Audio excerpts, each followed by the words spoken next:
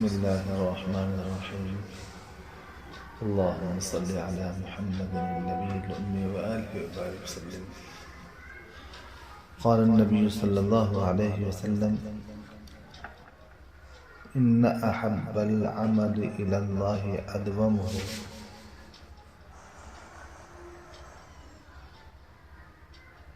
بلا شبہ اللہ کے ہاں سب سے محبوب عمل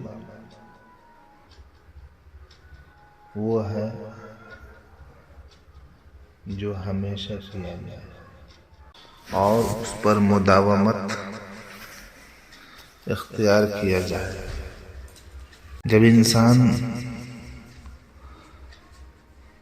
مداومت عمل کا عادی ہو جاتا ہے اور اس پر کمر بستہ ہو جاتا ہے تو بتدریج اس کے اخلاق و اعمال بہتر سے بہتر ہوتے چلے جاتے ہیں۔ عزت اور سہولت اس کو میسر ہونے لگتی ہے، لائف گویا ایزی ہو جاتی ہے۔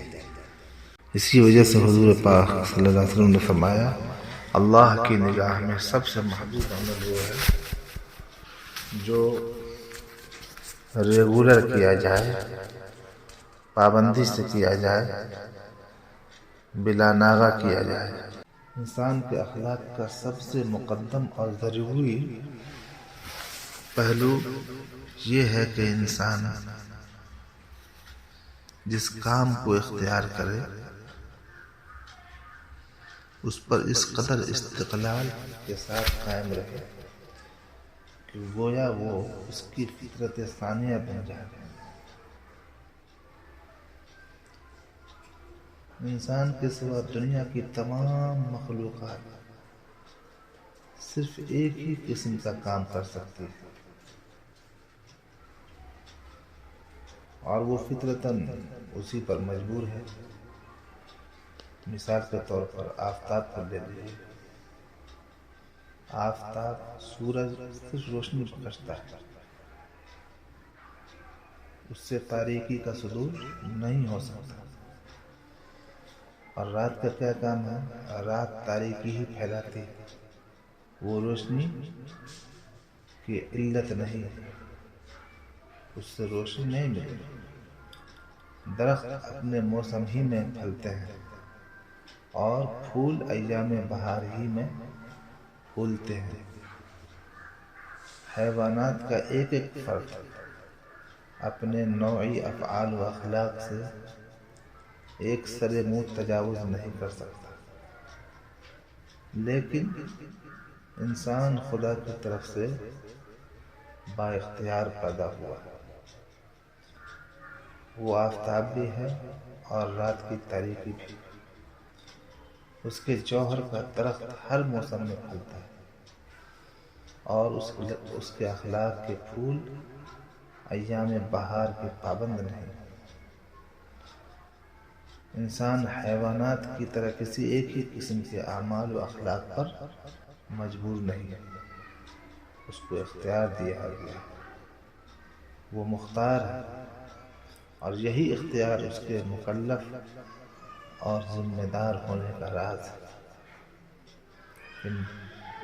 لیکن یاد رکھیے، اخلاق کا ایک دقیق نقطہ یہ ہے کہ انسان اپنے لیے اخلاق حسنہ کا جو پہلو پسند کرے اس کی اس شدت سے پابندی کرے اور اس طرح دائمی اور غیر متبدل طریقے سے اس پر عمل کرے کہ گویا وہ اپنے اختیار کے باوجود اس کام کے کرنے پر مجبور ہے، اور لوگ دیکھتے دیکھتے یہ یقین کر لیں کہ اس شخص سے اس کے علاوہ اور کوئی بات سرزد ہو ہی نہیں سکتی۔ اس طرح آپ اخلاق حسنہ کو اپنائیں کہ آپ کی عادتیں ثانیہ ہو جائیں، گویا اس سے یہ افعال اس طرح صادر ہوتے ہیں جیسے آفتاب سے روشنی، درخت سے پھل اور پھول سے خوشبو۔ یہ خصوصیات ان سے کسی حالت میں الگ نہیں ہو سکتی۔ اسی کا نام استقامت حال اور مداومت عمل ہے کہ آدمی چاہے حالات جیسے بھی آئیں اپنے دین پر قائم رہے، اپنے سچے اصولوں پر قائم رہے، امیری ہو، غریبی ہو، خوشحالی ہو، تنگی ہو، صحت ہو، مرض ہو، تمام احوال میں اپنے اخلاق حسنہ پر آدمی قائم رہے، نیک سیرتوں کے اوپر مستقیم رہے اور آخرت کو دنیا پر ترجیح دینے والا رہے، تو یہ شخص 100% کامیاب ہے اور کامیاب ہوگا۔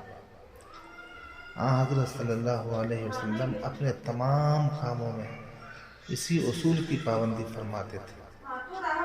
جس کام کو جس طریقے سے جس وقت آپ نے شروع فرمایا اس پر برابر شدت کے ساتھ قائم رہتے تھے۔ سنت کا لفظ ہماری شریعت میں اسی اصول سے پیدا ہوا ہے۔ سنت کس کو کہتے ہیں؟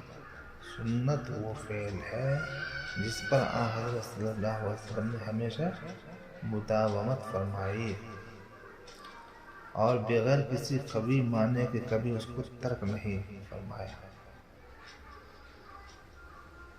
اس بنا پر جس قدر سنن ہے وہ در حقیقت آپ کی استقامت حال اور مداومت عمل کی ناقابل انکار مثال ہے۔ یہ سنت کی تعریف ہے۔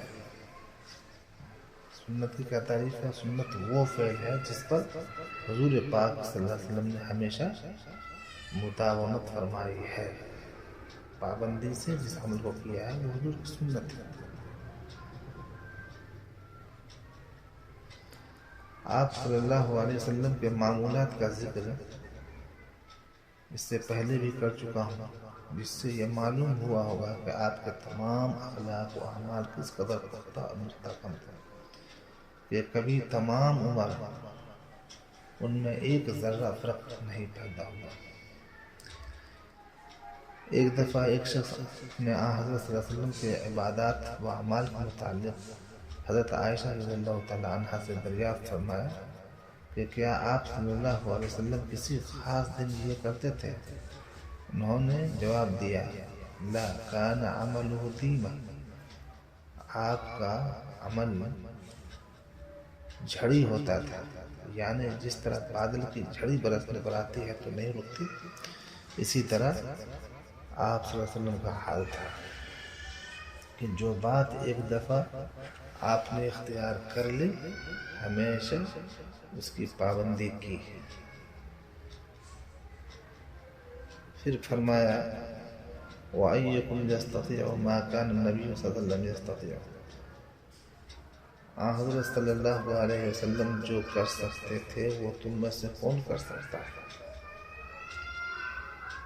ایک اور روایت میں ہے وَكَانَ إِذَا عَمِلَ عَمَلًا أَثْبَتَهُ، جب حضرت صلی اللہ علیہ وسلم کوئی کام کرتے تو پھر اس پر مداومت فرماتے تھے۔ اسی لیے حضرت صلی اللہ علیہ وسلم نے خود ارشاد فرمایا ان احب الاعمال الى اللہ ادومہ وان قل، خدا کے نزدیک سب سے محبوب وہ کام ہے، وہ عمل ہے جس پر سب سے زیادہ انسان مداومت کرے، یعنی پابندی کرے، بلا ناغہ کرے۔ آپ صلی اللہ علیہ وسلم راتوں کو اٹھ کر عبادت کیا کرتے تھے۔ حضرت عائشہ رضی اللہ تعالیٰ عنہ کہتی ہیں کہ حضور صلی اللہ علیہ وسلم نے کبھی رات کی عبادت ترک نہیں کی، اگر کبھی مزاج اقدس ناساز یا سست ہوا تو بیٹھ کر ادا کرتے تھے۔ جریر بن عبداللہ ایک صحابی ہیں جن کو دیکھ کر آپ صلی اللہ علیہ وسلم محبت سے مسکرا دیا کرتے تھے۔ ان کا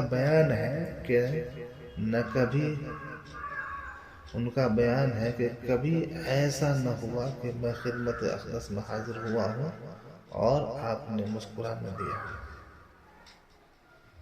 جس کام کو کرنے کا جو وقت آپ صلی اللہ علیہ وسلم نے مقرر کر لیا تھا اس میں کبھی تخلف نہ ہوا، اسی وقت پر اس کام کرتے تھے۔ نماز اور تسبیح و تحلیل کے اوقات نوافل کی تعداد، خواب اور بیداری کے مقرر ساعات، ہر شخص سے ملنے جلنے کے طرز و انداز میں کبھی فرق نہیں آیا، اور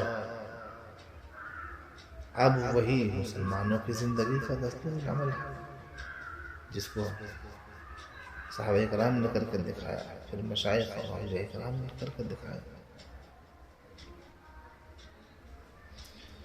تو یہ آپ صلی اللہ علیہ وسلم کے عادت شریفہ تھی۔ اللہ تعالیٰ سے دعا فرمائیں کہ اللہ تبارک و تعالیٰ ہم سبوں کو بھی آپ صلی اللہ علیہ وسلم کی سنتوں کے مطابق زندگی گزارنے کی توفیق عطا فرمائیں، اور ہمارے اندر اوصاف حمیدہ اور اخلاق حسنہ پیدا فرمائے، اور نیک سیرتوں کے اوپر استقامت عطا فرمائے، نیک عادتوں کے اوپر استقامت عطا فرمائے، اعمال صالحہ پر استقامت عطا فرمائے، فرائض، واجبات اور سنن کو اخلاص کے ساتھ، پوری پابندی کے ساتھ بلا ناغہ کرنے کی توفیق عطا فرمائے۔ آمین یا رب العالمین۔ وصلی اللہ وسلم علی سیدنا محمد وعلی آلہ وصحبہ اجمعین برحمتک یا ارحم الراحمین، والحمد للہ رب العالمین۔